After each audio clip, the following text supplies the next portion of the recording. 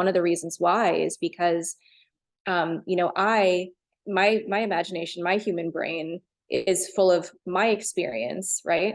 But ChatGPT, GPT-3, all these systems are, you know, fueled by a collective imagination, a collective consciousness. They're full of tons of experiences and millions of personal stories. And so when you're tapping into these systems, it's not just like going back to your own memory bank. You're getting access to millions of people's ideas and thoughts and creative impulses. And that can be good and that can be bad. Like you can also tap into some of the darker sides of what's in the training data. But it also means you have access to things that are outside your own experience, which I also think is, you know, creatively, that's very interesting. And conceptually, that's very interesting, but also culturally and socially, especially at a time when like we're experiencing so many divisions and, you know, political disdain and all that. Like, I think it's really interesting to think about the fact that, as you mentioned, we all now have access to kind of like a universal brain in a way.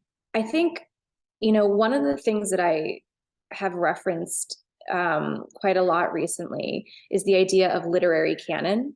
So, you know, thinking about how we as writers how we find our inspiration.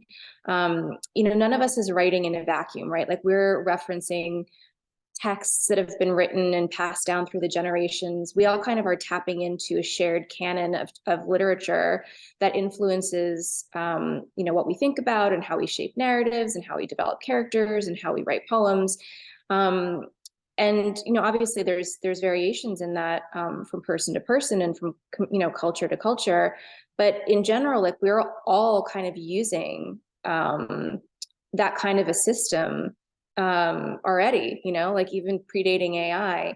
And I really love the poet T.S. Eliot. He's one of my favorite writers. And he wrote an essay called Tradition and the Individual Talent, which is kind of actually all about this idea that as a writer, as a creative person, your ideas are not your own. Your ideas are inspired by, you know, by everyone who's come before you. And he actually wrote something along the lines of, you know, when you write, you should be writing, or you are writing, as though you have like all the writers, you know, throughout history in your bones and in your blood. And obviously he was writing that, not referring at all to AI, but I can't help think of that in relationship to this question. Because I think that is true. It's like we have this myth of originality as creative people, like as artists and writers. We want to think that, like, you know, this is my idea. But like the fact is, we're all constantly getting inspired and getting influenced by everything that's happening around us.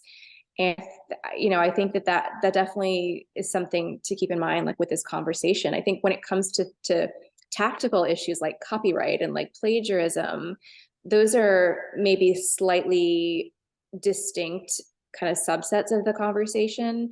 And there are definitely weird moments where, you know, there are things that come out of a generator that are verbatim, like taken from another text, lots of ways to be passing that off as your own. But, you know, even there's this whole kind of history of appropriation art and of found poetry and of found objects, and it comes down to context, right? It's like how you're using something and what kind of,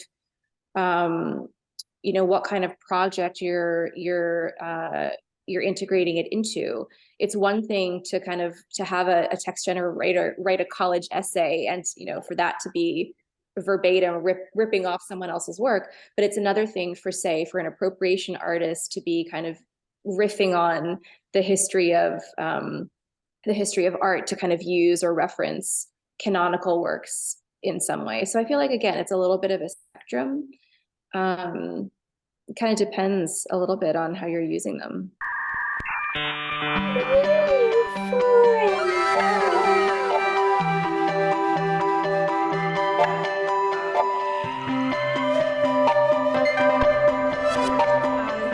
Maybe related to about our financial system.